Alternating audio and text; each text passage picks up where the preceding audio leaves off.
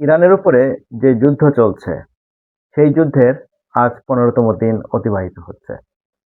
মার্কিন যুক্তরাষ্ট্র এবং ইসরায়েল এই ১৫ দিনে ইরানকে আকাশ অভিযান পরিচালনার মাধ্যমে কাবু করতে চেয়েছে, কিন্তু তারা ব্যর্থ হয়েছে। ফলে ট্রাম্প নতুন একটি সিদ্ধান্ত নিয়েছেন। তিনি হরমুজ প্রণালীতে ২,৫০০ মেরিন সেনা নিয়োগ করবেন। এই মেরিন সেনারা জলে এবং স্থলে সামরিক অভিযান পরিচালনা করতে সক্ষম। এই নতুন সিদ্ধান্তের ফলে মধ্যপ্রাচ্যের যুদ্ধ পরিস্থিতি নতুন দিকে মোড় নেবে। ইরান এতদিন হরমুজ প্রণালীতে যে একক আধিপত্য এবং নিয়ন্ত্রণ রেখেছিল, সেই নিয়ন্ত্রণে কিছুটা চাপ তৈরি হবে, কিছুটা প্রতিবন্ধকতা তৈরি হবে। মার্কিন যুক্তরাষ্ট্র আজ ইরানের একটি অন্যতম বড় দ্বীপ এবং সবচেয়ে বড় যে দ্বীপটি যেখান থেকে তেল রপ্তানি হয় সেটিকে আঘাত করেছে, বিমান হামলা চালিয়েছে। ট্রাম্প বলেছেন এই দ্বীপের, খার্ক দ্বীপের সামরিক স্থাপনাগুলোকে মাটির সাথে মিশিয়ে দেওয়া হয়েছে। তিনি হুমকি দিয়েছেন যদি ইরান হরমুজ প্রণালীর এই অবরোধ থেকে সরে না আসে, তাহলে ইরানের তেল উৎপাদন এবং রপ্তানির যে কেন্দ্র খার্ক দ্বীপে আরো তেল স্থাপনার উপরে অভিযান চালানো হবে। এর অর্থ ইরানের ৯০% তেল এই খার্ক দ্বীপ থেকে রপ্তানি হয়।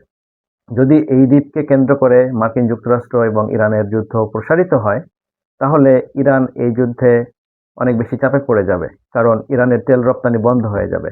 অথবা ইরান তার যে অর্থনৈতিক শক্তি সেটিকে তার হারাবে এবং ধ্বংসের মুখে পড়বে।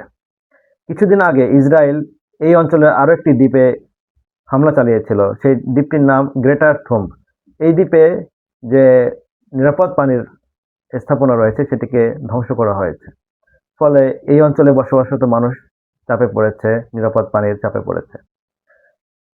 হরমুজ প্রণালীতে মোট ৬টি দ্বীপ রয়েছে, যে দ্বীপগুলো গুরুত্বপূর্ণ। এই অঞ্চলে দ্বিতীয় যে দ্বীপটি সবচেয়ে গুরুত্বপূর্ণ এবং এটি সবচেয়ে বড় দ্বীপ, সে দ্বীপটি হচ্ছে কেশম দ্বীপ। এই কেশম দ্বীপ ইরানের অর্থনীতির জন্য খুবই জরুরি একটি দ্বীপ। এখানে রয়েছে ফ্রি ট্রেড জোন, রয়েছে বন্দর এবং রয়েছে নৌবাহিনীর একটি ঘাঁটি। এর পাশাপাশি আরো একটি দ্বীপ রয়েছে যেটি খুবই গুরুত্বপূর্ণ, সেটা হলো হরমুজ দ্বীপ। এই দ্বীপ ইরানের সমুদ্রপথে নজরদারির জন্য খুবই গুরুত্বপূর্ণ এবং গুরুত্ব বহন করে থাকে। হরমুজ প্রণালীর প্রবেশপথে অবস্থিত এই দ্বীপটি। রয়েছে আবু মুসা দ্বীপ। সে দ্বীপটি ইরানের সামরিক যে অবস্থান, ইরানের যে সামরিক নজরদারি এই হরমুজ প্রণালী কেন্দ্রিক, সেটি এখান থেকে করা হয়ে থাকে। পাশাপাশি আমরা দেখতে পাচ্ছি আরেকটি দ্বীপ যেটি এই অঞ্চলের জন্য গুরুত্বপূর্ণ, সেটি হচ্ছে গ্রেটার থুম। এই গ্রেটার থুম এখানেও সামরিক নজরদারি করা হয় হরমুজ প্রণালী কেন্দ্রিক। এভাবে ইরানের যুদ্ধে ট্রাম্পের যে মেরিন সেনা নিয়োগের সিদ্ধান্ত, সেই সিদ্ধান্তে আমরা দেখতে পাচ্ছি হরমুজ প্রণালীতে একটি সামরিক সংঘাত তৈরি হবে। ট্রাম্প ইতিমধ্যে ঘোষণা দিয়েছেন যদি হরমুজ প্রণালীর অবরোধ তুলে না হয়, তাহলে এই প্রণালীতে অবস্থিত দ্বীপগুলোতে তেল কর্মকাণ্ড, তেল শোধনাগার এবং মজুদ সেগুলোকে ধ্বংস করা হবে।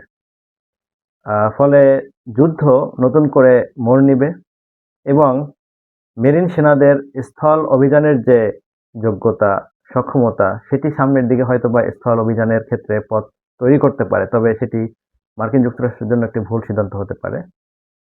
সব মিলিয়ে ইরানের যুদ্ধ, মধ্যপ্রাচ্যের সংকট সামনের দিকে আরো বাড়বে বলে মনে হচ্ছে। হরমুজ প্রণালীতে নতুন করে সামরিক সংঘাত দেখা দিবে এবং সেক্ষেত্রে ইরান মার্কিন যুক্তরাষ্ট্র সরাসরি এই প্রণালীতে সংঘাতে লিপ্ত হচ্ছে।